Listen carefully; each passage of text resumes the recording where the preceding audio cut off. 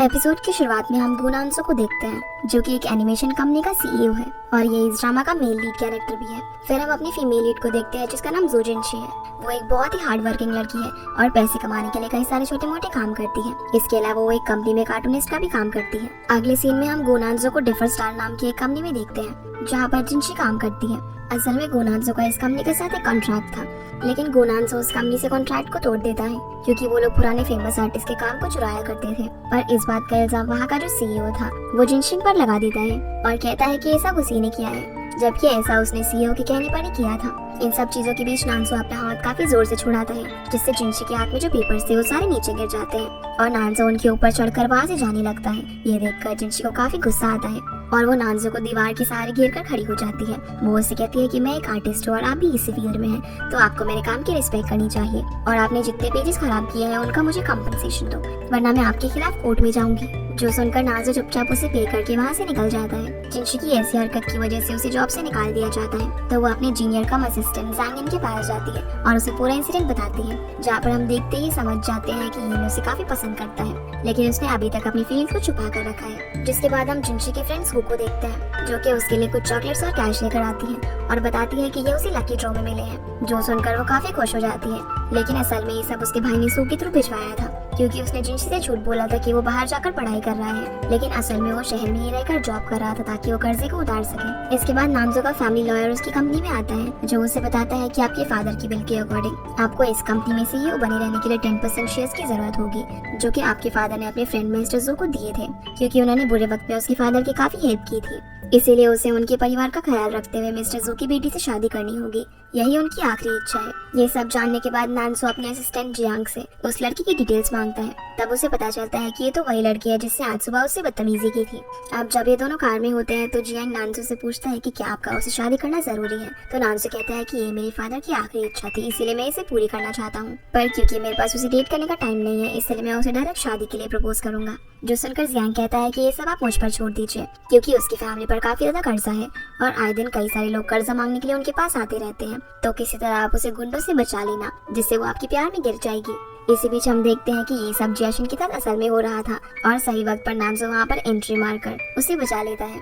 जिनशी सोच में पड़ जाती है कि आखिर मुझे बचाने के लिए क्यों आया है, तो नानसो उसे कार में बैठने के लिए बोलता है, जहाँ जिनशी उसे उसकी मदद करने के लिए थैंक्स बोलती है। तो गुनांसो बिना देर किए ही उसे पूछ लेता है कि तुम मुझसे शादी कर लो। जो सुनकर जिनशी तो एकदम शॉक हो जाती है और बोलती है कि आखिर मैं तुमसे कैसे शादी कर सकती हूँ, मैं तो तुम्हें ठीक से जानती तक नहीं। तब नानसो कहता है कि ठीक है, मैं तुम्हें 2 ऑप्शन देता हूँ, या तो तुम मुझसे शादी कर लो या फिर रजिस्टर मैरिज कर लो।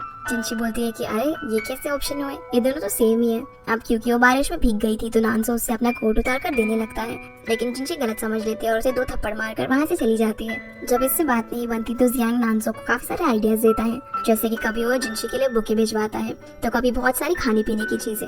पर जब ऐसे कोई भी आइडियाज काम नहीं करते तो जियांग कहता है कि आपको उसके लिए एक रोमांटिक सा प्रपोजल प्लान करना चाहिए और ये सारी चीजें लड़कियों को काफी पसंद है। पर इनडायरेक्टली ये प्रपोजल अरेंज करने का काम जिनशी के पास ही जाता है। अब जब वो उस प्रपोजल को अरेंज कर ही रही होती तभी वहाँ पर गुनांसो पहुंच जाता है, जो उसे वहाँ पर देखकर शॉक हो जाता है और उसके सामने रंग लाकर कुछ इस तरीके से प्रपोज करता है, जो कि बहुत ही फनी था और उसकी शक्ल देख के बिल्कुल भी ऐसा नहीं लग रहा था कि वो उसे प्रपोज कर रहा है और ऐसा लग रहा था कि एकदम जबरदस्ती वाला प्रपोजल है। इसी बीच वहाँ जिनशी की कुछ फ्रेंड्स भी आती हैं जो ये सब देखकर काफी चेयर अप करने लगती है और वीडियो बनाने लगती है। अब जैसे ही नानसो उसे रिंग पहनाने वाला होता है तो वो अपना हाथ पीछे कर लेती है और बोलती है कि मैं तुमसे शादी कैसे कर सकती हूँ, मैं तो तुम्हें जानती तक नहीं।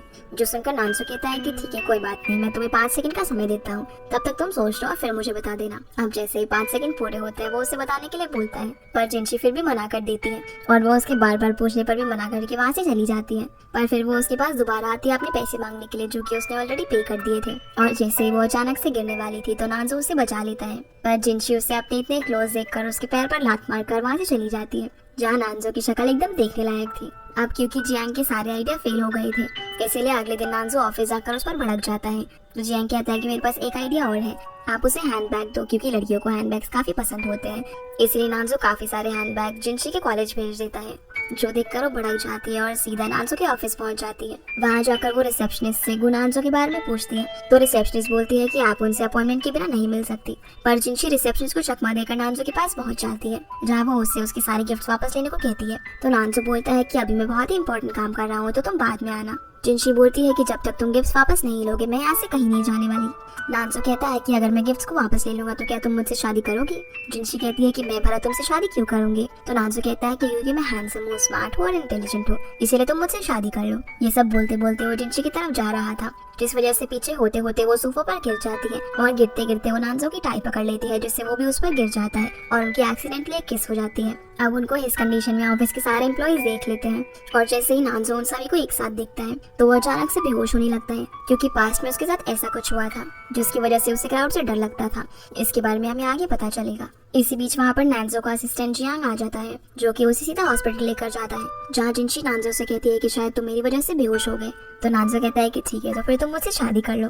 जिनशी कहती है कि मैं तुमसे शादी क्यों कर लो। तो नानसो कहता है कि अभी तो तुमने कहा कि मैं तुम्हारी वजह से हॉस्पिटल में हूँ, इसलिए तुम मुझसे शादी कर लो। जिनकी ये बातें नानसो की मदर सुन लेती है और वो उसे कई सारे सवाल पूछने लगती है कि क्या ये तुम्हारी गर्लफ्रेंड है, ये कौन है, कहाँ रहती है, इसका नाम क्या है और भी बहुत कुछ। तो नानसो झूठ बोल देता है कि हाँ ये मेरी गर्लफ्रेंड है और वो जिनशी को इशारा करता है कि अगर वो उसकी मॉम को संभाल लेगी तो वो उसे इस काम के लिए 3 गुना पैसे देगा। इसलिए जिनशी उन दोनों की लव स्टोरी की एक झूठी मूठी कहानी बनाती है और उसकी मॉम को बता देती है, जो सुनकर उसकी मॉम तो काफी खुश हो जाती है कि चलो पहली बार मेरे बेटे ने गर्लफ्रेंड तो बनाई। अब जैसे तैसे करके गुनानजो अपनी मदर को वहाँ से भेज देता है, फिर वो जिनशी को उसके कॉलेज छोड़ने के लिए जाता है। दूसरी तरफ हम जियांग को देखते हैं, जो कि नानसो के प्रपोजल वाले वीडियो को इंटरनेट से हटवा रहा था, जो चीज नानसो की सीनियर एम्प्लॉय जिन भी देख लेती है और थोड़ी सैड हो जाती है, जिससे हम समझ पाते हैं कि शायद वो नानसो को पसंद करती है। जिसके बाद हम नानसो की मॉम को नानसो और जिनशी के साथ लंच पर जाते हुए देखते हैं, जहाँ वो जिनशी को एग टार्ट खाने के लिए कहती है और उसे खाते ही जिनशी कहती है कि इसे खाकर तो मुझे मेरी मॉम की याद आ गई, क्योंकि वो भी बिल्कुल ऐसा ही एग टार्ट बनाती थी। जो सुनकर मदर थोड़ी शॉक हो जाती है, क्योंकि ये उनकी यूनिक रेसिपी थी। तभी वो पूछ लेती है कि क्या तुम मिस्टर जो की बेटी हो। जो सुनकर जिनशी शॉक हो जाती है और पूछती है कि आप मेरे फादर को कैसे जानती हो। तो मदर बताती है कि वो मेरे हस्बैंड के काफी अच्छे दोस्त थे और क्या तुम भूल गए कि तुम बचपन में हमारे घर खेलने आया करती थी और मैंने तुम्हारी मदर के साथ ये रेसिपी भी शेयर की थी। जो सुनकर जिनशी को भी याद आ जाता है। फिर मदर इन दोनों को वेडिंग ड्रेस में कुछ रोमांटिक फोटोज खिंचवाने के लिए लेकर जाती है। अब यहाँ ये दोनों मदर के कहने पर बहुत सारी फोटोज खिंचवाते हैं, जो देखकर वो काफी खुश हो जाती है। जिसके बाद सभी अपने अपने घर चले जाते हैं। अगले सीन में हम देखते हैं कि मदर नानसो से जिनशी का नंबर मांगती है, तो वो बहाना करके बोल देते हैं कि अभी वो बिजी होगी, इसलिए आप उसे फोन मत करो। जो सुनकर मदर जियांग को कॉल लगाती है और उसे जिनशी का नंबर मांगती है। जियांग मदर को बताता है कि नानसो अपने फादर की आखिरी इच्छा पूरी करने के लिए जिनशी से शादी करना चाहता है। जो बात सुनकर मदर नानसो से मिलने के लिए जाती है और उसे इस बारे में कन्फ्रंट करती है। नानसो कहता है कि क्योंकि ये फादर की आखिरी इच्छा थी, इसीलिए मैं उसे पूरी करना चाहता हूँ। पर उसकी मदर उसे ऐसा करने से मना करती है और बोलती है कि अब उसके फादर इस दुनिया में नहीं है, तो उसे ऐसा करने की कोई जरूरत नहीं है। जिसे वो पसंद करता है उसे सिर्फ उसी से शादी करनी चाहिए, ना कि किसी के प्रेशर में आकर। तो नानसो इस बारे में सोचने लगता है। जिसके बाद हम जिनशी को देखते हैं, जिसे पता चल जाता है कि उसका भाई शहर में ही है, इसलिए वो उसे मिलने के लिए जाती है। पर जब वो उसके पास जाती है तो देखती है कि गुंडे उसे कर्जे के पैसे के लिए परेशान कर रहे हैं। जिनशी उन्हें बोलती है कि तुम हमें परेशान मत करो और हम दोनों मिलकर तुम्हारा कर्जा चुका देंगे। पर उसका भाई उसे इन सब चीजों से दूर रहने के लिए बोलता है और उसे टैक्सी में बिठाकर वापस भेज देता है। अब अपने भाई को इस तरह स्ट्रगल करता देखकर जिनशी काफी परेशान हो जाती है और वो नानसो को फोन करके कहती है कि मैं तुमसे शादी करने के लिए तैयार हूँ, लेकिन इसके बदले में तुम्हें मेरी हेल्प करनी होगी। जो सुनकर नानसो कहता है कि अब शादी करने की कोई जरूरत नहीं है, पर जिनशी बोलती है कि उसे उसकी हेल्प चाहिए, तो वो उसे अपने घर पे बुलाता है। घर पहुंचकर जिनशी उसे पूछती है कि क्या तुम मुझे कुछ पैसे उधार दे सकते हो, तो मैं तुमसे शादी कर लूंगी। जिनशी बोलती है कि अगर तुम मेरी मदद करोगे तो तुम्हें ही आसानी होगी। जब भी तुम्हारी मॉम शादी करने के लिए बोलेंगी तो मैं तुम्हारे लिए उन्हें संभाल सकती हूँ, और मुझे पता है कि तुम शादी क्यों नहीं करना चाहते, क्योंकि तुम बीमार हो। जो सुनकर नानसो से गुस्से में दिखता है और कहता है कि मैं बिल्कुल हेल्दी हूँ, मैं हैंडसम भी हूँ और स्मार्ट भी हूँ। ये कहते कहते वो जिनशी की तरफ बढ़ने लगता है, तो वो फिर से सोफे पर गिरने वाली होती है, लेकिन वो नानसो को पकड़ लेती है और उसका पैर गलती से नानसो के पैर पे लग जाता है, जिससे अब वो फिसलकर सोफे पर आ जाता है और जिनशी उसके ऊपर गिर जाती है। इसी वजह से उनकी एक्सीडेंटली फिर से किस हो जाती है। इसी बीच यहाँ पर असिस्टेंट जियांग भी आ जाता है, जो कि इन दोनों को इस हालत में देख लेता है और चुपचाप वापस चला जाता है। फिर नानसो जियांग को वापस बुलाकर उससे एक मैरिज एग्रीमेंट बनवाता है, जिसके अंदर पार्टी ए यानी कि नानसो और पार्टी बी जिनशी अपने अलग अलग क्लॉजेस रखते हैं। और इस एग्रीमेंट को बनाते बनाते पूरी रात हो जाती है, क्योंकि इसके अंदर 281 क्लॉजेस थे। सुबह तक ये एग्रीमेंट बनकर तैयार हो जाता है, जिस पर दोनों पार्टी साइन करती हैं और एक दूसरे से हैंडशेक करती हैं। अब क्योंकि सुबह हो चुकी थी तो जियांग इन दोनों के लिए ब्रेकफास्ट बनाता है, जहाँ ब्रेकफास्ट टेबल पर जिनशी को खाते हुए देखकर नानसो काफी इरिटेट हो जाता है और बोलता है कि तुम्हारे अंदर बिल्कुल भी मैनेज नहीं है, क्या तुम बिना आवाज की नहीं खा सकती। तो जिनशी कहती है कि मैं तो ऐसे ही खाती हूँ और पता नहीं तुम ये खाना कैसे खा लेते हो। ये बोलकर वो वहाँ से चली जाती है। जो सुनकर नानजो गुस्से से कहता है कि मेरा भी ब्रेकफास्ट हो गया है, चलो ऑफिस चलते हैं। फिर हम देखते हैं कि जिनशी ने कॉलेज जाने के लिए अपनी बस को मिस कर दिया था। तो जैसे ही वो नानजो की कार को वहाँ पर आते हुए देखती है, वो उसके सामने आ जाती है और उनसे रिक्वेस्ट करती है कि वो उसे कॉलेज छोड़ दे क्योंकि वो लेट हो रही है। पर नानजो जियांग को उसे इग्नोर करके आगे चलते रहने के लिए कहता है। जो सुनकर जिनशी उसे एग्रीमेंट का क्लॉज याद दिलाती है और बोलती है कि आगे से वो उसे कभी परेशान नहीं करेगी, इसीलिए वो प्लीज उसकी इस बार मदद कर दे। अब उसके काफी कहने पर नानजो मान जाता है और उसे कार के अंदर बुला लेता है। जैसे ही वो उसे कॉलेज ड्रॉप करता है तो वहाँ पर उसकी फ्रेंड आ जाती है, जो जिनशी से पूछती है कि तुम रात भर कहाँ थी। तभी कार से नानजो निकलता है और उसे उसका बैग देता है, बोलता है कि तुम्हें कार के अंदर ही भूल गई थी। फिर वो उसके दोस्तों के सामने शो ऑफ करने लगता है और खुद को इंट्रोड्यूस करते हुए बताता है कि मैं इसका फियांसे हूँ और उसका फोन छीनकर अपना नंबर हबी के नाम से सेव कर देता है। नानजो जिनशी को कहता है कि अब हमें लोगों के सामने ऐसे एक्ट करना होगा, तो ध्यान रखना है इस बात का। ये बोलकर वो वहाँ से ऑफिस के लिए निकल जाता है। अब ये बात पूरे कॉलेज में फैल जाती है, तो ये इस बात के लिए जिनशी को कन्फ्रंट करता है। जिनशी कहती है कि हाँ वो उससे प्यार करती है और वो उससे शादी करना चाहती है। जो सुनकर येन काफी अपसेट हो जाता है क्योंकि वो भी उसे लाइक करता था और उठकर वहाँ से चला जाता है। पर जिनशी सू को सारी बात बता देती है कि ये सब सिर्फ एक एग्रीमेंट के हिसाब से हो रहा है। अगले सीन में हम देखते हैं कि जिनशी कॉलेज के बाहर एक सेलर को बुक्स 90% ऑफ में बेचता हुआ देखती है। तो वो सेलर से बोलती है कि मैं आपकी इन बुक्स को कुछ ज्यादा दाम में बेचने में मदद कर सकती हूँ, लेकिन उसके लिए मुझे 20% कमीशन चाहिए होगा। फिर वो उन बुक्स को यूनिवर्सिटी की दूसरी तरफ ले जाकर 50% में बेचने लगती है, पर तभी वहाँ पर पुलिस आकर उसे पकड़ लेती है और जेल में डाल देती है। दूसरी तरफ हम गुनानसो को देखते हैं, जो कि बहुत ही इंपॉर्टेंट मीटिंग में होता है। तभी उसे जिनशी का कॉल आता है, जो उसे कहती है कि मैं जेल में हूँ, इसलिए प्लीज मुझे यहाँ से आकर निकाल लो। तो नानजो अपनी इंपॉर्टेंट मीटिंग छोड़कर उसे जेल से निकालने के लिए जाता है। बेल कराने के बाद वो उससे बोलता है कि तुमने एग्रीमेंट के क्लॉज को ब्रेक किया है, तो तुम अब इसे कैसे कंपनसेट करोगी। जिनशी बोलती है कि मैं तुम्हें रिपे कर दूंगी। ये बोलकर वो वहाँ से चली जाती है।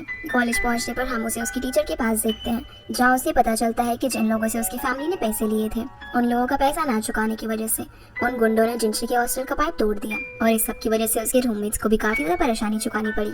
और वो लोग बातें कर रहे होते हैं कि उसे हॉस्टल से चले जाना चाहिए। जो सारी चीजें जिनशी भी सुन लेती है, वो उनसे माफी मांगकर कहती है कि वो इन सब चीज का उन्हें पैसा दे देगी और ये सब बोलकर हॉस्टल से अपना सामान लेकर चली जाती है। अब क्योंकि जिनशी के पास रहने के लिए कोई जगह नहीं थी, इसलिए वो अपनी दोस्त सू को कॉल करती है और उससे पूछती है कि क्या तुम अपने घर रहने के लिए मुझे जगह दे सकती हो। तो सू बताती है कि मैं तो छुट्टियों पर बाहर आई हूँ। अब इससे पहले कि वो कुछ और बात कर पाती, जिनशी का फोन डेड हो जाता है। अब वो रास्ते से जा ही रही थी, तभी उसे ऐसा लगता है कि कोई आदमी उसका पीछा कर रहा है, जिस वजह से वो काफी घबरा जाती है। इसीलिए कोई चारा ना होने पर वो नानजो के घर की तरफ जाने लगती है, जहाँ लिफ्ट में भी वो आदमी उसका पीछा करता है। तो वो जल्दी से लिफ्ट से निकलकर नानजो के फ्लोर पर पहुंचती है और काफी बार नॉक करने पर जब कोई भी दरवाजा नहीं खोलता, तब जिनशी को उसके घर का पासवर्ड याद आ जाता है, क्योंकि उस दिन नानजो ने उसके सामने ही दरवाजा ओपन किया था। इसलिए वो फटाफट से पासवर्ड डालकर अंदर चली जाती है और जैसे ही वो अंदर जाती है तभी उसे रियलाइज होता है कि वो इंसान उसका पीछा नहीं कर रहा था, बल्कि वो तो बगल वाले फ्लैट में रहता है। तब जाकर वो चैन की सांस लेती है। इसके बाद हम नानजो को देखते हैं, जो कि घर में वापस आता है। अब घर की लाइट्स वगैरह ऑन देखकर वो सोचता है कि शायद घर के अंदर कोई चोर आ गया है और वो रूम के अंदर किसी को सोता हुआ देखता है, तो वो पुलिस को कॉल कर देता है। अब वो बैट लेकर रूम के बाहर ही खड़ा हो जाता है। तभी जिनशी को प्यास लगती है, तो वो उठकर पानी पीने के लिए बाहर आने लगती है और नानजो उस पर हमला करने वाला होता है, लेकिन उसे देखकर वो रुक जाता है। अगले सीन में हम देखते हैं कि नानजो उससे पूछता है कि तुम यहाँ पर कैसे आई, तब वो उसे सारी बातें बता देती है, जो सुनकर नानजो उससे घूरने लगता है। तभी वहाँ पर पुलिस आ जाती है, क्योंकि नानजो ने पुलिस को फोन किया था। तो नानजो ने बता देता है कि मैंने मिसअंडरस्टैंडिंग के चलते आपको कॉल कर दिया था। जो सुनकर पुलिस उसे हल्की सी डांट लगाती है और वहाँ से चली जाती है। फिर नानजो भी जिनशी को घर में रहने की इजाजत दे देता है। आधी रात में हम देखते हैं कि जिनशी को नाइट क्रेविंग होने लगती है, तो वो कुछ खाना खाने के लिए फ्रिज खोलती है, पर उसके काफी ज्यादा आवाज करने की वजह से नानजो को नींद नहीं आ रही थी। तो वो परेशान होकर उसके पास जाता है और बोलता है कि ये मेरे सोने का वक्त है, तो इस वक्त तुम घर के अंदर इस तरह आवाजें नहीं कर सकती। ये बोलकर वो अपने रूम में वापस चला जाता है। अगली सुबह जिनशी वापस जाने के लिए रेडी हो जाती है, तो नानजो उसे अपने कल का फैलाया हुआ कचरा पहले साफ करने को बोलता है। सबसे पहले तो वो उसे टेबल पर गिरा हुआ पानी साफ करवाता है, फिर वो उसे बेडशीट ठीक करवाता है, जो कि उसने ठीक से फोल्ड नहीं की थी, और उसे अपना टॉवल ठीक से रखने को कहता है, जो कि उसने वॉशरूम के अंदर ऐसे ही पटक दिया था। जिसके बाद जिनशी अपनी फ्रेंड सू के घर रहने के लिए चली जाती है और उसे सारी चीजें बताती है। दूसरी तरफ हम जिनशी के ब्रदर जुआन को देखते हैं, जो कि कर्ज का थोड़ा पैसा चुकाने के लिए लेंडर के पास जाता है। तो लेंडर बताता है कि तुम्हारा पूरा कर्जा किसी ने पहले ही चुका दिया है। जब जुआन उससे उस आदमी का पता पूछता है, तब वो उसे एक लॉयर का कार्ड देता है। इसीलिए जुआन उस लॉयर से मिलने के लिए जाता है, पर वहाँ उसे गुनानसो को देखते हैं और उसे पता चलता है कि असल में उसका कर्जा गुनानसो ने चुकाया है। जिसके बाद हम देखते हैं कि जिनशी को एक नई जॉब मिल गई है जहाँ पर उसे एक हफ्ते के अंदर अंदर एक नए प्रोजेक्ट को सबमिट करना था। ये उसके लिए काफी बड़ी अपॉर्चुनिटी थी, इसीलिए वो उसे मिस नहीं करना चाहती थी और उसे पता था कि वो ये काम इतनी जल्दी नहीं कर पाएगी। इसके लिए वो इनकी हेल्प मांगती है, पर वो उसके काम में मदद करने से मना कर देता है क्योंकि वो इसे पसंद करता था और वो नानजाओ से शादी करने वाली थी। लेकिन जिनशी के बहुत मनाने पर वो आखिर में मान ही जाता है। अब जब ये दोनों साथ में होते हैं तभी नानजाओ जिनशी को कॉल करता है और उसे बताता है कि आज शाम को तुम्हें मेरे साथ एक डिनर अटेंड करना है, तो कुछ फॉर्मल पहन कर आना। तो जिनशी जॉब इंटरव्यू जैसे कपड़े पहनकर चली जाती है, जो देखकर नानजाओ को काफी गुस्सा आता है। तो जैंग उसे एडवाइस करता है कि आप इसे एक नया ड्रेस दिलवा दीजिए। अब जैसे ही वो ड्रेस दिलवाने के लिए जा ही रहा होता है तभी पीछे से वो पर्सन आ जाता है जिसने नानजाओ को डिनर पर इनवाइट किया था और वो पूछता है कि अगर मैं गलत नहीं हूँ तो क्या यही आपकी फियांसे है, जिस पर नानजाओ हाँ करता है। अब सभी लोग डिनर करने के लिए चले जाते हैं। डिनर के वक्त जो दूसरी पार्टी होती है वो नानजाओ को ड्रिंक करने के लिए कहती है। तो जियांग जिनशी को मैसेज करके कहता है कि नानजाओ ज्यादा ड्रिंक नहीं करता, इसीलिए उसके बदले तुम ड्रिंक कर लो और ऐसा करने के लिए मैं तुम्हें पे भी करूंगा। जो सुनकर जिनशी मान जाती है और नानजाओ की काफी तारीफ करते हुए उसकी जगह खुद ड्रिंक करने लगती है। पर यहाँ वो पैसों के चक्कर में कुछ ज्यादा ही ड्रंक हो जाती है और वो बिल्कुल भी कहीं और जाने की हालत में नहीं थी, इसीलिए नानजाओ उसे अपने घर लेकर जाता है। घर पहुंचने पर हम देखते हैं कि जिनशी काफी अजीब अजीब हरकतें करने लगती है। कभी वो गाना गाती है तो कभी डांस करती है। नानजाओ उसे काफी हैंडल करने की कोशिश करता है लेकिन उसके लिए काफी डिफिकल्ट था, पर किसी तरह से जिनशी सो जाती है। उसके सो जाने के बाद नानजाओ उसके बैग में से एक डायरी निकाल कर पढ़ता है, जिसे देखकर उसे पता चलता है कि जिनशी एक बहुत ही हार्ड वर्किंग लड़की है और वो बहुत ही कम पैसों में अपने दिन का गुजारा करती है। इतना ही नहीं, वो जरा भी पैसे वेस्ट नहीं करती और उसने उस डायरी के अंदर एक एक चीज लिखी हुई थी कि उसे कितने पैसे किस किस को लौटाने हैं। ये देखकर नानजाओ को उसके लिए काफी पिटी फील होता है कि वो कितनी मिजरेबल लाइफ जी रही है। तभी हम देखते हैं कि जिनशी अचानक से उठकर बैठ जाती है और नानजाओ को देखने लगती है। वो उसे बोलती है कि मुझे नूडल्स खाना है, पर तभी उसे वॉमिटिंग आने लग जाती है, इसलिए नानजाओ उसे उठाकर वॉशरूम लेकर जाता है। वॉमिटिंग करने के बाद जिनशी शावर ऑन कर देती है और अपने साथ साथ नानजाओ को भी पूरा भिगा देती है। तब किसी तरह नानजाओ उसे कंट्रोल करके रूम के अंदर लेकर आता है जहाँ वो उसे टॉवल से पहुँचता है और जब वो उसे लिटाकर जाने वाला था तो जिनशी उसे हक कर लेती है और बोलती है कि प्लीज मुझे छोड़कर मत जाओ, मुझे डर लग रहा है। नानजाओ भी उसे काम डाउन करवाता है और हक करता है और बोलता है कि मैं यहीं पर हूँ। फिर वो भी उसके साथ ही लेट जाता है। अगले दिन हम देखते हैं कि जिनशी का भाई जुआन नानजाओ से मिलने के लिए आता है क्योंकि वो जानना चाहता था कि आखिर उसने उसका कर्जा क्यों उतारा। घर के बाहर पहुंचकर वो दरवाजा नॉक करता है लेकिन कोई भी दरवाजा नहीं खोलता और उसे दरवाजा खुला हुआ मिलता है तो वो अंदर जाता है जहां वो देखता है कि नानजाओ और उसकी बहन एक बेड पर सोए हुए थे, जो देखकर उसे काफी गुस्सा आता है और वो नानजाओ को एक पंच मारता है, पर तभी जिनशी उठ जाती है और उसे रोक देती है। अगले सीन में हम इन तीनों को एक साथ बैठकर बात करता हुए देखते हैं जहाँ पर जिनशी बताती है कि मैं नानजाओ के साथ ड्रिंक कर रही थी और काफी ज्यादा ड्रिंक होने की वजह से मैं इसके घर पर ही आ गई। तो जुआन कहता है कि अगर ये तुम्हारे नशे का फायदा उठा लेते तब क्या होता। जिनशी बोलती है कि ऐसा कुछ भी नहीं होता, आप गलत समझ रहे हो, और वो यहाँ पर उसे काफी सारे सवाल करने लगता है। तो जिनशी बता देती है कि हम दोनों एंगेज्ड हैं, जो सुनकर उसका भाई चौंक जाता है और जिनशी से पूछता है कि आखिर तुम्हें इसके अंदर क्या पसंद आया। तो जिनशी बोलती है कि ये बहुत ही हैंडसम है, इसीलिए मुझे इससे प्यार हो गया। जुआन बोलता है कि अच्छा तो बताओ तुम दोनों पहली बार कब मिले थे। तो इस बात का दोनों ही अलग अलग जवाब देते हैं। वो जिनशी से नानजाओ के बारे में पूछता है कि बताओ वो कहाँ से पढ़ा है और भी कई सारी चीजें पूछता है। फिर वो नानजाओ से पूछता है कि जिनशी को क्या क्या पसंद है खाने में, पर इन सारी बातों को टालते हुए जिनशी बोलती है कि इन सब से कोई फर्क नहीं पड़ता, हम दोनों एक दूसरे से प्यार करते हैं, सिर्फ यही मैटर करता है। जुआन कहता है कि तुम दोनों को एक दूसरे के बारे में ये बेसिक चीजें भी नहीं पता तो तुम दोनों का रिलेशनशिप अच्छा नहीं होने वाला है। जो सुनकर नानजाओ कहता है कि हाँ मुझे पता है, लेकिन आप चिंता मत करो, मैं इसका ख्याल अच्छे से रखूंगा। अब क्योंकि ये टॉपिक काफी हॉट होता जा रहा था तो जिनशी नानजाओ को अंदर भेज देती है और अपने भाई से अकेले में बात करने लगती है। जिनशी जुआन को बताती है कि नानजाओ ने उसे बहुत ही रोमांटिक अंदाज में प्रपोज किया था जहाँ वो एकदम हीरो की तरह दिख रहा था, इसलिए मैं उस पर फिदा हो गई और उससे प्यार करने लगी। मैं उसके साथ काफी खुश हूँ, इसलिए तुम उस पर शक मत करो। और वो उसे किसी भी तरीके से कन्विंस करके वहाँ से भगा देती है। उसके जाते ही जिनशी नानजाओ से बोलती है कि फिलहाल तो मैंने अपने भाई को भेज दिया है, लेकिन वो फिर से हमें दोबारा चेक करने के लिए आएगा, तो क्या मैं कुछ दिन यहीं पर रह सकती हूँ और उसके सामने हमें as a real couple behave करना होगा, तो प्लीज तो मेरी ये बात मान जाओ। नानजाओ से एग्रीमेंट का एक क्लॉज याद करवाता है और बताता है कि पार्टी बी पार्टी ए को किसी भी चीज के लिए परेशान नहीं कर सकती। जिनशी कहती है कि पार्टी बी पार्टी ए से रिक्वेस्ट तो जरूर कर सकती है, इसे प्लीज तो मेरी बात मान जाओ, और अगर तुम इस बात को मान जाओगे तो मैं तुम्हारे लिए कुछ भी कर सकती हूँ। जो सुनकर नानजाओ उससे 20 क्लॉज और लिखवाता है, जैसे कि उसे घर की पूरी साफ सफाई करनी होगी, सारा सामान घर के लिए खरीदना होगा, खाना बनाना होगा, बर्तन धोने होंगे, कपड़े धोने होंगे और इसी तरीके की बहुत सारी चीजें। जिनशी कहती है कि ये सब कुछ ज्यादा नहीं हो रहा, तो नानजाओ कहता है कि ठीक है वो रहा दरवाजा, तुम यहाँ से जा सकती हो। और अब क्योंकि उसके पास कोई और रास्ता नहीं था इसलिए वो मान जाती है। जिसके बाद हम जुआन को देखते हैं जो सू से पूछता है कि क्या तुम्हें इस बारे में पता था कि जिनशी नानजाओ के साथ एंगेज हो चुकी है। तो सू झूठ बोल देती है कि नहीं मुझे इस बारे में नहीं पता था। फिर जिनशी सू से मिलती है जहाँ सो उसे बताती है कि तुम्हारे भाई को बेवकूफ़ बनाना बिल्कुल भी आसान नहीं होगा क्योंकि वो काफ़ी स्मार्ट है। जिनशी उसे बताती है कि नानसाओ के घर में रहना एकदम टॉर्चर की तरह है क्योंकि वो मुझसे काफ़ी सारे काम करवाता है, जैसे कि हर दिन बुक्स को अरेंज करना, रात को ना ही मैं कुछ खा सकती हूँ और ना ही आवाज़ कर सकती हूँ। इसके अलावा मैं चीज़ों को आधा खाकर नहीं छोड़ सकती और क्वेश्चंस को हमेशा सोफे पर अच्छे से रखना है। ये सब कर करके तो मैं पागल ही हो जाऊंगी। अगले दिन हम नानजो को उसकी कंपनी में देखते हैं जहाँ पर वो एक फाइनेंसर से बात कर रहा था। वो उसे अपने एक ड्रीम प्रोजेक्ट के बारे में बताता है जिसका नाम लेक सिंगलिंग है। वो उसे काफ़ी सालों से बनाना चाहता है लेकिन इसके लिए काफ़ी खर्चा आएगा, इसीलिए वो इस बारे में इन्वेस्टर से बात कर रहा था। अगले सीन में हम जिनशी को उसके ऑफिस में देखते हैं जो कि उसके लिए लंच लेकर आई थी और वो उसके साथ खाते हुए फोटो क्लिक करने लगती है ताकि वो अपने भाई को यकीन दिला सके कि वो दोनों सच में डेट कर रहे हैं। पर नानजो उसे इस तरीके से फोटो क्लिक करने से मना कर देता है और उसका फोन लेकर फोटो डिलीट करने वाला था। तो जिनशी उसे बताती है कि तुम्हारी मदर का मुझे कॉल आया था और वो मुझसे हम दोनों के बारे में पूछ रही थी। ये बातें सुनकर नानजा उसे कह देता है कि आज शाम को हम बाहर चलेंगे, जो सुनकर जिनशी काफी खुश हो जाती है और शाम को उसे गेमिंग सेंटर में लेकर जाती है जहाँ जिनशी तो काफी एंजॉय कर रही थी लेकिन नानजो शांत खड़ा हुआ था। और जब वो उसे गेम खेलने के लिए फोर्स करती है तो वो उसे भी काफी मजा आने लगता है। फिर वो दोनों साथ में काफी गेम्स खेलते हैं और बहुत एंजॉय करते हैं। इसके अलावा वो काफी सारी फोटोज भी क्लिक करते हैं। अगले दिन हम देखते हैं कि जिनशी सुबह सुबह उठकर नानजो के लिए ब्रेकफास्ट बना रही थी, जिसकी आवाज सुनकर नानजो को काफी इरिटेशन होती है और वो सो नहीं पाता। इसलिए वो गुस्से में उठकर बाहर आता है जहाँ वो टेबल पर ब्रेकफास्ट लगा हुआ देखता है और उसके साथ एक नोट भी था जिसमें लिखा हुआ था कि ब्रेकफास्ट कर लेना, जो देखकर उसे काफी अच्छा लगता है। दूसरी तरफ घर में जिनशी नानजा के साथ क्लिक किए हुए सारे फोटोज को डिस्प्ले पर लगा देती है। उसी वक्त उसका भाई वहाँ पर आता है और उन सारी फोटोज को देखकर उसे यकीन हो जाता है कि वो दोनों सच में एक दूसरे को डेट कर रहे हैं। फिर वो नानजा से मिलता है और उसे बताता है कि जो भी पैसे तुमने मेरे लिए चुकाए हैं उसे मैं तुम्हें इंटरेस्ट के साथ वापस लौटा दूंगा, लेकिन धीरे धीरे करके। पर तुम मेरी बहन का ख्याल रखना क्योंकि मैंने उसे काफी नाजों से पाला है। और वो उसे एक डायरी देकर बताता है कि मैंने उसे किस तरह से पाला है, इसमें सब कुछ लिखा हुआ है, इसलिए तुम भी इन बातों का ध्यान रखना। वो उसे इस डायरी को देखकर वहाँ से चला जाता है। रात में हम देखते हैं कि नानजो अपने फ्रिज में जंक फूड को नोटिस करता है तो वो उसे डस्टबिन में फेंक देता है।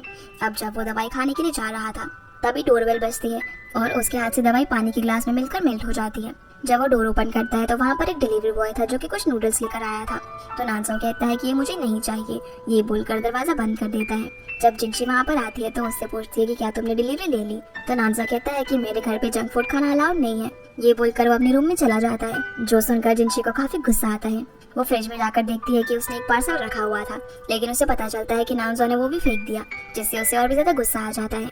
अब जब नानजो उसे अपने रूम में होता है तो उसे अचानक से कुछ आवाज आती है, जो सुनकर उसे लगता है कि शायद आज उसने जिनशी को कुछ ज्यादा ही कह दिया, इसलिए वो बाहर चेक करने के लिए आता है। पर वो फ्लोर पर जिनशी को बेहोश पड़ा हुआ पाता है और उसके सामने एक ग्लास पड़ा हुआ था। हम देखते हैं कि नानजो जिनशी को हॉस्पिटल लेकर जाता है जहाँ डॉक्टर उसे बताता है कि एक टैबलेट के एलर्जिक रिएक्शन की वजह से उसकी ये हालत हुई है और अच्छा हुआ कि आप उसे समय से हॉस्पिटल ले आए, इसीलिए अब वो ठीक है, लेकिन उसे ऑब्जर्वेशन के लिए 2 दिन के लिए हॉस्पिटल में ही रखना होगा। जो सुनकर नानजो को याद आता है कि उसकी दवाई पानी के ग्लास में मेल्ट हो गई थी जिसे जिनशी ने पी लिया था, तो इनडायरेक्टली उसी की वजह से उसकी ये हालत हुई है, जो सोचकर नानजो को थोड़ा बुरा लगता है। अगली सुबह जब जिनशी को होश आता है तो वो नानजो से पूछती है कि मैं हॉस्पिटल में कैसे आई। तो नानजो उसे बताता है कि तुम कल रात बेहोश हो गई थी, इसलिए मैं तुम्हें यहाँ पर लेकर आया।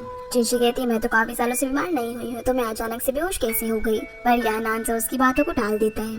तभी जिनशी को याद आता है कि उसे अपने ऑफिस का बहुत ही इंपॉर्टेंट प्रोजेक्ट सबमिट करना है, इसलिए वो बेड से उठकर जाने की कोशिश करती है, लेकिन नानजो उसे पकड़ लेता है और धक्का मुक्की में वो उसके ऊपर गिर जाता है और दोनों एक दूसरे को बस देखते ही रह जाते हैं। पर तभी नानजो अचानक से खड़ा हो जाता है और बोलता है कि तुम्हें क्या क्या चीज की जरूरत है मुझे बता दो, मैं तुम्हें यहाँ पर प्रोवाइड करवा दूंगा। जो सुनकर जिनशी तो बहुत सारी चीजों की लिस्ट बता देती है, पर नानजो सिर्फ उसके लिए कंप्यूटर टेबल और लैपटॉप मंगवाने का भूल कर वहाँ से चला जाता है और अपने असिस्टेंट जियांग को घर जाकर जिनशी का सामान लाने के लिए बोलता है। तभी वहाँ पर जिन भी आ जाती है तो जियांग उसे बताता है कि जिनशी बीमार है, इसीलिए उसका कुछ सामान मुझे हॉस्पिटल लेकर जाना है। जो सुनकर जिन बोलती है कि मुझे लड़कियों के बारे में ज्यादा पता है कि उसे क्या क्या सामान की जरूरत होगी, इसलिए मैं भी तुम्हारे साथ चलती हूँ। अब वो जियांग के साथ हॉस्पिटल पहुँचती है जहाँ वो जिनशी को फ्रूट्स काट कर खिलाती है और उसे बताती है कि नानजो को भी मैं ही फ्रूट्स काट कर खिलाती हूँ, वो बहुत ही पिकी और उसे फ्रूट्स ना एकदम परफेक्ट शेप में चाहिए होता है। तभी वहाँ पर नानजो आ जाता है जो जिनशी से कहता है कि मैं सुपरमार्केट जा रहा हूँ और तुम्हें कुछ मंगाना है तो बता दो। तो जिनशी उसे फालतू की चीजें बताने लगती है, जैसे कि मेरे लिए क्रंचीज ले आना, चिप्स वगैरह और बहुत सारी चीजें, और उसे सैनिटरी नैपकिन लाने को भी बोलती है।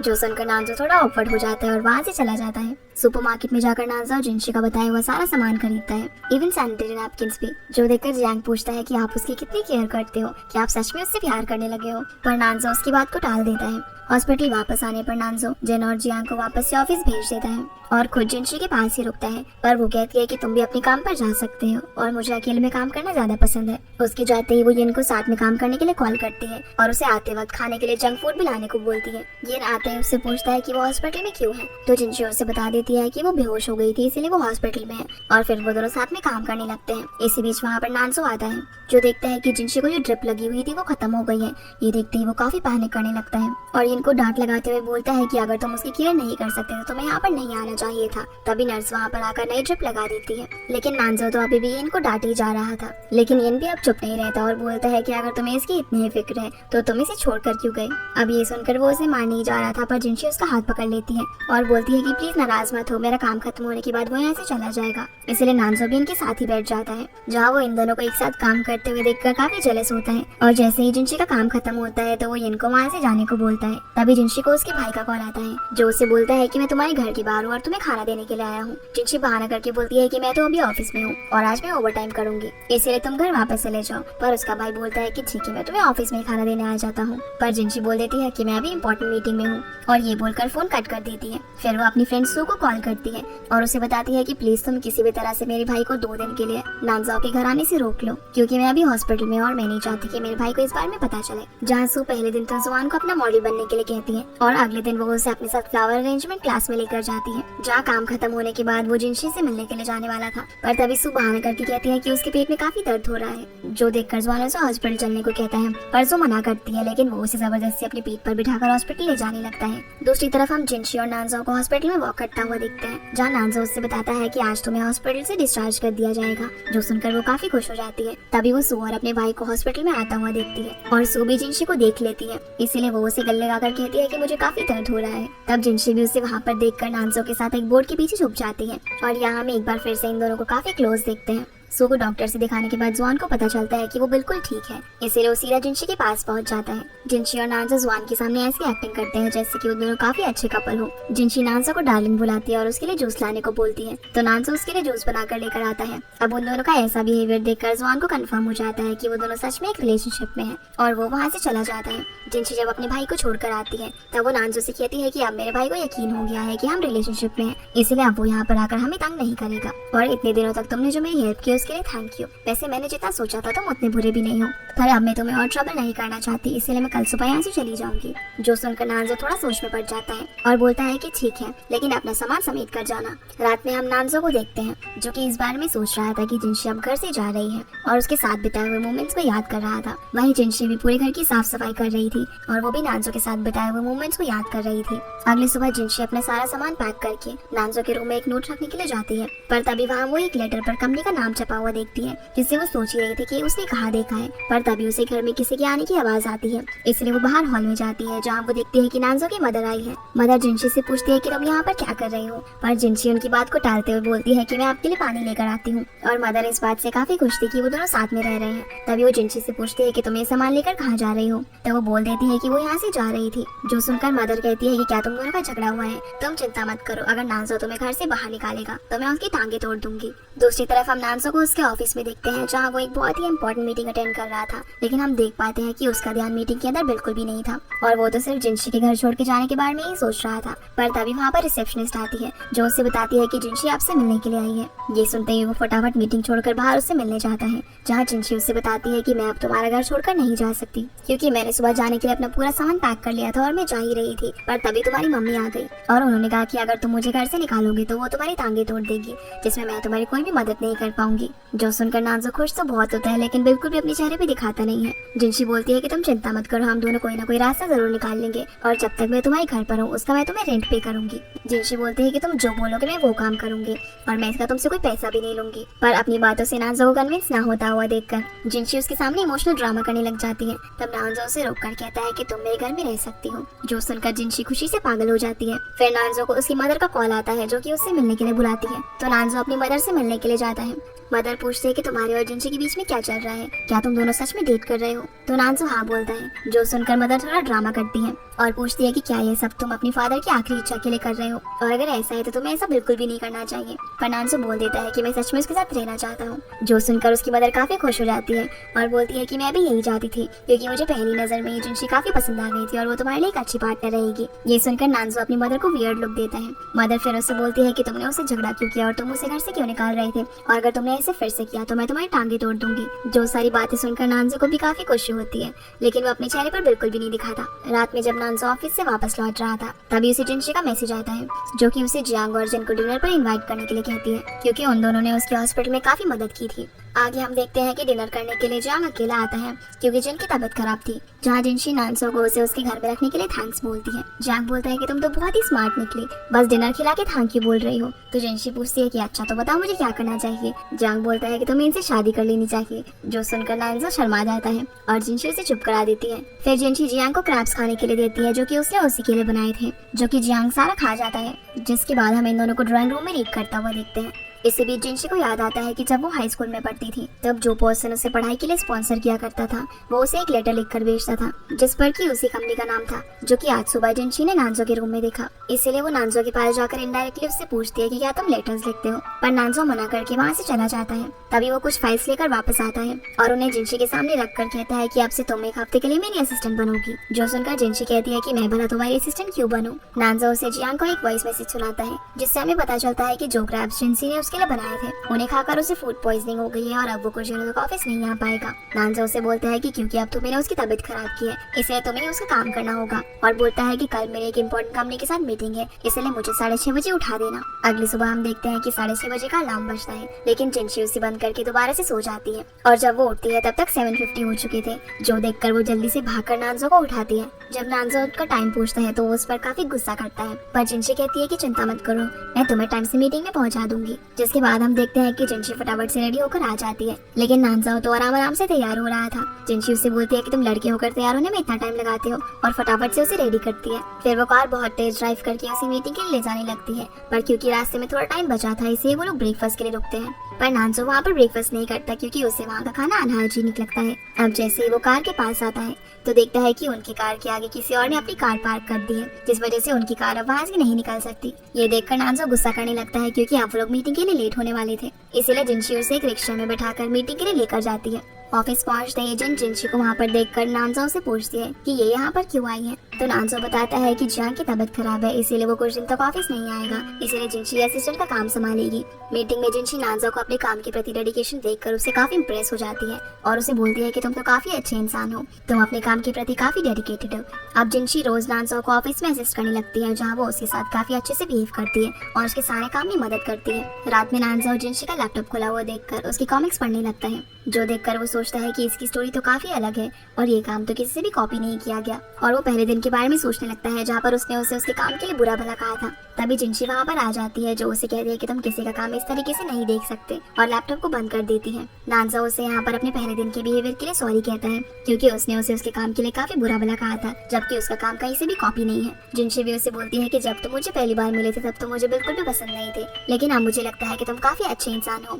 तभी जिनशी उसकी तारीफ करते करते उसके पास आने लगती है, जो देखकर नानसो मन ही मन सोचने लगता है कि ये मेरे इतनी पास क्यों आ रही है, क्या आज ये मुझे प्रपोज करने वाली है। नानसो उससे पूछता है कि क्या हुआ, क्या तुम्हें कुछ कहना है। तो जिनशी बोलती है कि मुझे भूख लगी है और मुझे कुछ नूडल्स खाना है। जो सुनकर नानसो का कुछ ऐसा एक्सप्रेशन था, क्योंकि उसके दिमाग में तो कुछ और ही चल रहा था। फिर हम देखते हैं कि ये दोनों डाइनिंग टेबल पर नूडल्स खाने के लिए बैठे होते हैं, जहाँ जिनशी नानसो को भी खाने के लिए बोलती है, पर वो मना कर देता है। वो एक स्पून में नूडल्स डालकर नानसो को जबरदस्ती खिला देती है, जिसका टेस्ट नानसो को भी काफी अच्छा लगता है और वो भी खाने लग जाता है। पर खाते खाते उसे इतना मजा आ रहा था कि वो बहुत सारे नूडल्स खा जाता है और ये दोनों खाने के ऊपर एक दूसरे से लड़ने लगते हैं। अगली तरह हम जिनशी को नानसो के साथ ऑफिस में देखते हैं, जहाँ वो हर काम में कुछ न कुछ गलती की जा रही थी, तो नानसो से वो काम फिर से करवा रहा था। तभी वहाँ पर जिन आ जाती है, जो बोलती है कि आज तुम्हारी मिस्टर गो के साथ मीटिंग है और वहाँ कोई भी गड़बड़ ना हो, इसीलिए मीटिंग में तुम्हारे साथ मैं चलूंगी। जो सुनकर नानसो मान जाता है। फिर जब मीटिंग खत्म करने के बाद वो मिस्टर गो से हैंडशेक करता है, तो वो बताता बताता है कि उसका कोट थोड़ा सा फटा हुआ है, जो सुनकर नानजो काफी एम्बैरस हो जाता है। जिसके बाद वो जिनशी के साथ काफी सारी शॉपिंग करने जाता है, जहाँ वो उसे काफी डांट रहा था कि तुम एक भी काम ठीक से नहीं कर सकती और तुमने मेरे लिए इतना सस्ता कोट क्यों खरीदा। जिनशी बोलती है कि ये कोट अच्छा तो है और सस्ते में मिल रहा था, इसलिए मैंने खरीद लिया। अब जब इनकी बहस चली रही थी तभी वहाँ पर जुआन आ जाता है, जो कि जिनशी के लिए खाना लेकर आया हुआ था। वो नानजो से कहता है कि तुम मेरी बहन से इससे काम कैसे करवा सकते हो, और उसे काफी कुछ सुनाने लगता है, जो सुनकर नानजो वहाँ से चला जाता है। जुआन जिनशी से कहता है कि नानजो तुम्हें नौकरों की तरह क्यों ट्रीट कर रहा है। जिनशी बोलती है कि ऐसा कुछ भी नहीं है, ये सब तो मैं खुद ही कर रही हूँ, और वो खाना लेकर उसे जल्दी से वहाँ से भेज देती है। ऊपर जाने पर वो नानजो से सॉरी कहती है कि उसके भाई की वजह से उसे इतना कुछ सुनना पड़ा। तो नानजो कहता है कि अगर तुम्हारा भाई फिर से यहाँ पर आया तो मैं तुम्हारा रेंट डबल कर दूंगा। अगले दिन जेन उससे बताती है कि उसे उसकी एनिमेशन के लिए अवार्ड दिया जा रहा है, जहाँ पर वो लोग उसकी फियांसे को अवार्ड रिसीव करने के लिए बुला रहे हैं। ये काफी अच्छा मौका है उसके ड्रीम प्रोजेक्ट लीग सिंगलिंग को प्रमोट करने का, क्योंकि वहाँ पर काफी बड़े बड़े इन्वेस्टर्स भी आए होंगे। जो सुनकर नानजो मान जाता है। ऑफिस से निकलकर जब नानजो अपनी कार में जा ही रहा होता है, तभी वहाँ पर एक बस से काफी सारे लोग निकलते हैं, जो कि उससे वहाँ से अपनी गाड़ी हटाने को बोलते हैं। और इतने सारे लोगों को देखकर नानजो फिर से बेहोश होने लगता है, पर वो किसी तरह अपनी कार में बैठकर जिनशी को कॉल करता है, लेकिन वो टीचर के साथ बात कर रही थी, इसलिए उसकी कॉल पिक नहीं कर पाती। फिर वो जिन को कॉल करता है, जो कि उसे उसके घर लेकर आती है, जहाँ वो बोलती है कि वो कुछ देर उसके साथ रुकना चाहती है, पर नानजो उसे बोलता है कि ऑफिस में बहुत काम है, इसलिए तुम ऑफिस चली जाओ। इसी बीच जिनशी नानजो को कॉल बैक करती है, जो कि जिन देख लेती है, लेकिन वो इस बारे में नानजो को नहीं बताती और उसकी कॉल भी पिक नहीं करती। जिन नानजो को कहती है कि तुम अपनी सारी कॉल्स मेरे फोन पर ट्रांसफर कर देना और मैं सब कुछ हैंडल कर लूंगी। तो नानजो उसे जिनशी को इन्फॉर्म करने के लिए कहता है कि वो जल्दी घर आ जाए, पर वो ऐसा कुछ भी नहीं करती। दूसरी तरफ जिनशी घर जाने के बारे में सोच ही रही थी, तभी यिन उसके पास आता है, जो कि उसे कुछ काम के लिए अपने साथ ले जाता है, और काम करते करते उसे रात हो जाती है। जब रात में वो घर जाती है तो नानजो थोड़ा गुस्सा करता है और बोलता है कि उसे कॉल करने के बाद भी उसने कोई रिस्पॉन्स नहीं दिया और वो इतना देर से घर आई है, पर उसके साथ क्या हुआ इस बारे में जिनशी को तो कुछ पता ही नहीं था। नानजो जिनशी को बोलता है कि कल तुम्हें मेरे साथ एक अवार्ड सेरेमनी में जाना है, जिसके बारे में तुम जिन से पूछ सकती हो। ये बोलकर वो अपने रूम में चला जाता है। जिनशी जिन को कॉल करके पूछती है कि अवार्ड सेरेमनी मुझे क्या पहन कर आना है, तो जिन उसे झूठ बोल देती है कि तुम कुछ भी कैजुअल पहन कर आ जाना, और ये सब जानबूझकर उससे इसलिए किया था क्योंकि वो नानजो के फियांसे के तौर पर वहाँ पर जाना चाहती थी। अगले दिन जिनशी कैजुअल ड्रेस पहनकर सेरेमनी में पहुंच जाती है, जहाँ नानजो उसे इस तरीके से देखकर काफी गुस्सा होता है और बोलता है कि तुम ये क्या पहन कर आई हो। जिनशी बोलती है कि मुझे ये पहनने के लिए जिन ने ही कहा था। तो जिन उसकी बात टालते हुए कहती है कि मैंने तो तुम्हें ये कहा था कि जो भी तुम्हें कंफर्टेबल लगे वो पहन लेना, पर तुम तो कुछ ज्यादा ही कैजुअल पहन कर आ गई। जिन अब नानजो से पूछती है कि क्या तुम इसे अब ऐसे ही अंदर ले जाने वाले हो, तो नानजो कहता है कि इसके बदले तुम चली जाओ। ये देखकर जिनशी को उसके ऊपर काफी गुस्सा आता है और वो यहाँ से चली जाती है। तब बाहर जाकर उसे समझ में आता है कि ये सब जिन ने जानबूझकर किया है, क्योंकि वो नानजो को पसंद करती है। अब अवार्ड सेरेमनी में जब नानजो की कंपनी का नाम अनाउंस किया जाता है, तो उसकी फियांसे को वहाँ पर अवार्ड लेने के लिए बुलाया जाता है, जो सुनकर जिन खड़ी हो जाती है। पर तभी सारे रिपोर्टर्स दरवाजे की तरफ जाने लगते हैं, जहाँ हम देखते हैं कि जिनशी एक बहुत ही सुंदर से ड्रेस पहनकर अंदर एंट्री करती है और सभी लोग उसे देखने लगते हैं, क्योंकि वो काफी सुंदर लग रही थी। जिनशी आकर जिन के पास रुकती है, जहाँ जिन उसे रिटन स्पीच वाला पेज देने लगती है और बोलती है कि ये रख लो, वरना इसके बिना तुम स्टेज पर कुछ भी नहीं बोल पाओगी। जिनशी कहती है कि इसकी जरूरत मुझे नहीं है, क्योंकि मैं अपनी लिविंग खुद अर्न करती हूँ और मुझे पता है कि लोगों को कैसे हैंडल करना है। अब स्टेज पर जाकर वो नानजो को काफी तारीफ करती है और उसकी कंपनी और आगे आने वाले लेग सिंगलिंग प्रोजेक्ट के बारे में बताती है कि वो बहुत ही अच्छा प्रोजेक्ट है और आज तक ऐसा एनिमेशन कभी भी नहीं बना है, जो सुनकर नानजो काफी खुश हो जाता है। तभी नानजो के पास एक इन्वेस्टर आता है, जो उसे बताता है कि ये काफी अच्छा प्रोजेक्ट है और बोलता है कि वो भी इसमें इन्वेस्ट करना पसंद करेगा, और उसे अपना कार्ड देकर चला जाता है। जिसके बाद नानजो जिनशी के पास जाकर उसे बताता है कि तुमने आज हमारी कंपनी के बारे में जो कुछ भी कहा, उसे सुनकर एक इन्वेस्टर ने हमारी कंपनी में इंटरेस्ट दिखाया है और वो इसके लिए उसे थैंक्स बोलता है। यहाँ जिन इनकी बातें छुपकर सुन लेती है, जिससे उसे पता चलता है कि ये दोनों रियल कपल नहीं है, बल्कि ये सिर्फ साथ होने की एक्टिंग कर रहे हैं। अगले दिन हम देखते हैं कि नानजो बार बार जिनशी को बुला रहा था, लेकिन जिनशी वॉशरूम में बैठकर अपनी कॉमिक का काम कंप्लीट कर रही थी, क्योंकि उसे वो सबमिट करना था। पर जब वो काफी देर तक भी बाहर नहीं आती, तो वो उसे बुलाने के लिए बाहर जाने वाला होता है, जहाँ एम्प्लॉयज की बातों से उसे पता चलता है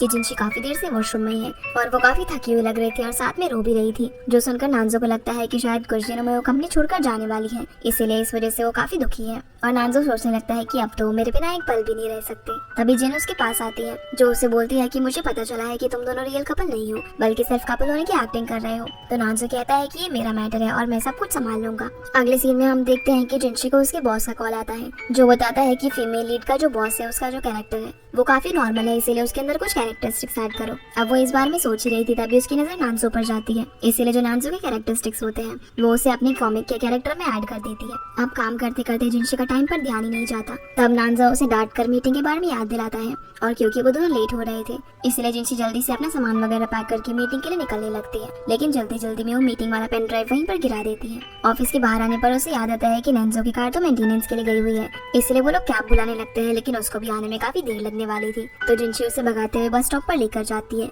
नानजो कहता है कि मैं बस में ट्रैवल नहीं कर सकता क्योंकि यहाँ बहुत भीड़ होती है, तो जिनसी उसके कानों में ईयरपॉड लगा देती है और एक काला चश्मा खरीद कर उसे पहना देती है, जिससे कि उसे कुछ भी दिखाई और सुनाई नहीं देता। पर बस में उसे पता चलता है कि मीटिंग में जो पेन ड्राइव उन्हें लेकर जाना था वो तो वो ऑफिस में ही छोड़ा ही है, इसलिए वो ऑफिस में फोन करके उस पेन ड्राइव को किसी को लाने को बोलती है। अगले सीन में हम इन दोनों को मीटिंग में देखते हैं जहाँ पर जिनसी पेन ड्राइव का ही वेट कर रही थी और अपने फोन से मैसेज किए जा रही थी। तो जिनसी को बिजी देखकर नानजो खुद ही लैपटॉप से प्रेजेंटेशन को प्ले करता है, लेकिन उसके अंदर प्रेजेंटेशन नहीं वो कैरेक्टर था जो कि जिनसी ने बनाया था। वो देखकर सभी शॉक हो जाते हैं और मिस्टर को पूछते हैं कि क्या ये लेक सिंगलिंग का कोई नया कैरेक्टर है, जिस बात का नानजो के पास कोई भी जवाब नहीं था। पर जिनसी किसी तरह से बात को संभाल लेती है और प्रोजेक्ट लेक सिंगलिंग के बारे में बताने लगती है कि उसका जो मेन कैरेक्टर है वो मिस्टर गो से इंस्पायर्ड है और जो फीमेल लीड है वो मुझसे इंस्पायर्ड है। इसी बीच वो अपनी और नानजो की लव स्टोरी के बारे में भी बताने लग जाती है कि कैसे नानजो ने उसे फायरवर्क्स के बीच में आकर प्रपोज किया था, जो सुनकर वहाँ बैठी हुई फीमेल काफी एक्साइटेड हो जाती है और उसे अपनी लव स्टोरी के बारे में और बताने को बोलती है, जो सुनकर नानजो जिनसी की तरफ स्माइल करते हुए देखता है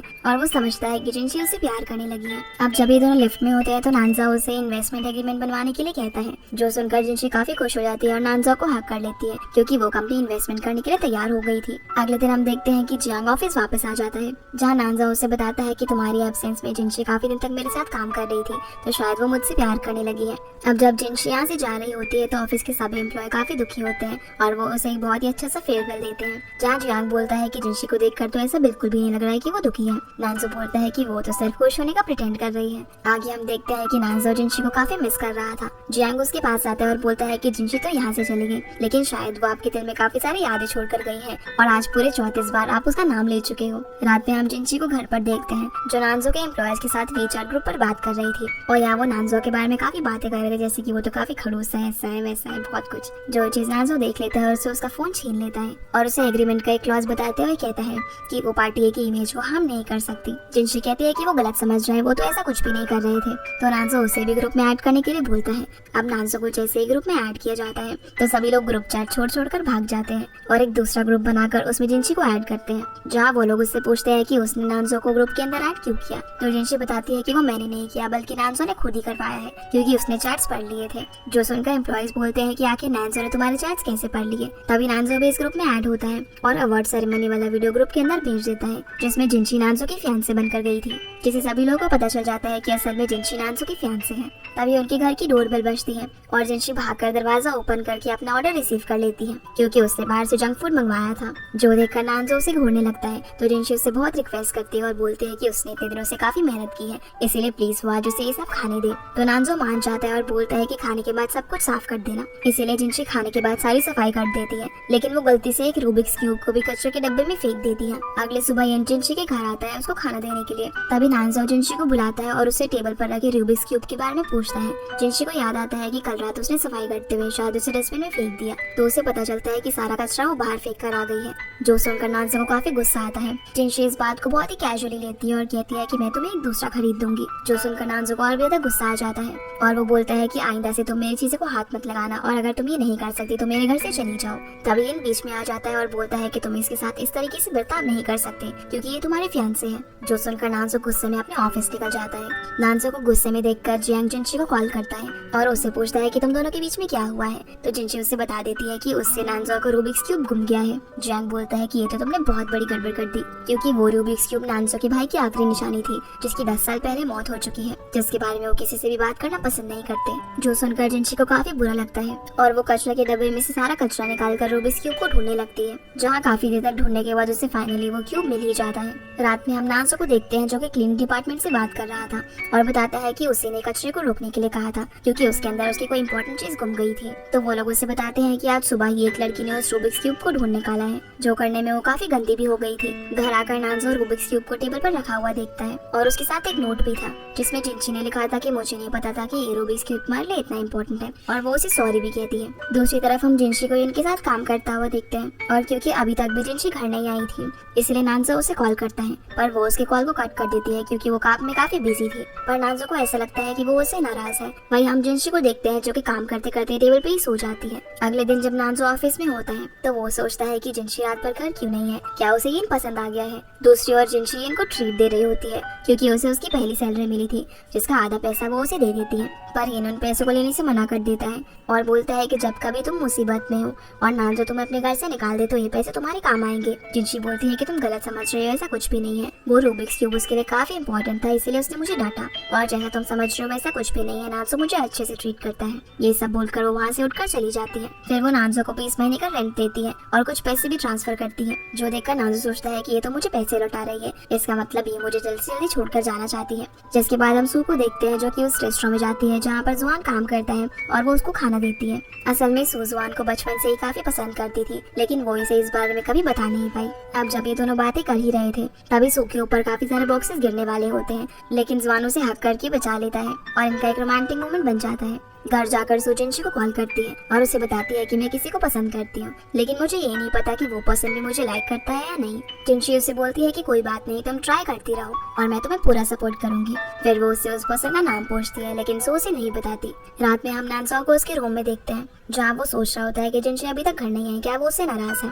इसलिए वो उसे मैसेज करके बोलता है कि उस दिन मैंने जो तुम्हें डांटा था उसे दिल पर मत लेना और रूबिक्स क्यूब ढूंढने के लिए थैंक्स बोलता है, पर उसका कोई भी रिप्लाई नहीं आता। इसलिए वो सोचने लगता है कि वो मुझसे नाराज है क्योंकि वो मुझसे प्यार करती है। तो वो उसे मैसेज कर देता है कि अगर तुम मुझसे प्यार करती हो तो हम इस एग्रीमेंट को टर्मिनेट कर देंगे और रियल रिलेशनशिप में आ जाएंगे। ये मैसेज करके वो बाहर पानी पीने के लिए आता है। तभी वो वहाँ पर जिनशी को देखता है जो कि किचन में खाना बना रही थी। वो जिनशी से पूछता है कि तुम घर कब आई, तो जिनशी बोलती है कि वो तो बहुत पहले ही घर आ गई थी। नानजो बोलता है कि उसने उसे काफी सारे मैसेज किए लेकिन उसने उसका रिप्लाई नहीं दिया। तो जिनशी बताती है कि उसका फोन तो बेडरूम में है। नानजो अब उसे उस दिन डांटने के लिए सॉरी बोलता है और कहता है कि मुझे तो लगा तुम घर छोड़कर चली गई। जिनशी कहती है कि अच्छा, मैं भला घर क्यों छोड़ूंगी। फिर नानजो कहता है कि मुझे पता है कि तुम मुझे पसंद करने लगी हो। जिनशी बोलती है कि अच्छा, तो भला मैं तुम्हें कब से पसंद करने लगी। नानजो बोलता है कि ऑफिस में तो तुम मुझे बड़े ही प्यार से देखा करती थी। तो जिनशी कहती है कि ऑफिस में तुम मेरे बॉस थे, लेकिन हम दोनों के बीच में ऐसा कुछ भी नहीं हो सकता। तभी नानजो को याद आता है कि उसने जिनशी को मैसेज किया था कि अगर वो उसे पसंद करती है तो वो दोनों एग्रीमेंट टर्मिनेट करके रियल रिलेशनशिप में आ जाएंगे। और क्योंकि इस मैसेज को अभी तक जिनशी ने नहीं पढ़ा था तो वो उसी रूम में जाता है उस मैसेज को डिलीट करने के लिए, जो उसे बोलती है कि तुम इस तरह मेरे फोन को कैसे टच कर सकते हो। ये बोलकर वो उसे फोन छीनने लगती है। अब छीना झपटी में दोनों एक साथ बेड पर गिर जाते हैं और ये दोनों एक दूसरे को देखने लगते हैं। ऐसे ही देखते देखते दोनों एक दूसरे के काफी क्लोज आ जाते हैं और किस कर देते हैं, लेकिन असलियत में ये सब सिर्फ नानजो की इमेजिनेशन थी। अब वो रियल में भी उसे किस करने के लिए उसके क्लोज जाने लगता है, पर जिनसी फटाफट से उसे फोन छीन कर उठ जाती है। तभी वो देखती है कि उसके फोन में से कुछ मैसेजेस डिलीटेड हैं। वो नानजो से बोलती है कि आखिर तुमने ऐसा क्या मैसेज किया जिसे तुमने डिलीट करना पड़ गया। तो नानजो बोलता है कि वो असल में कुछ कंपनी के कॉन्फिडेंशियल मैसेजेस थे जो कि गलती से उसने उसे भेज दिए थे। पर जिनशी को उसकी बात पर यकीन नहीं होता। वो बोलती है कि मैं समझ गई, तुमने ऐसा कुछ मैसेज किया था जो तुम मुझे डायरेक्टली नहीं बोल सकते थे। जो सुनकर नानजो उसे डिसबिलीफ में देखने लगता है और उसकी हुडी को बंद करके वहाँ से चला जाता है। इसी के साथ ही एपिसोड यहीं पर खत्म हो जाता है। तो गाइस, ये थी आज की वीडियो एंड आई होप आप लोगों को ये वीडियो पसंद आई होगी। तो इस वीडियो को लाइक कर चैनल को सब्सक्राइब जरूर कीजिएगा। आपसे फिर मिलते हैं अगले एपिसोड में, तब तक के लिए गुड बाय।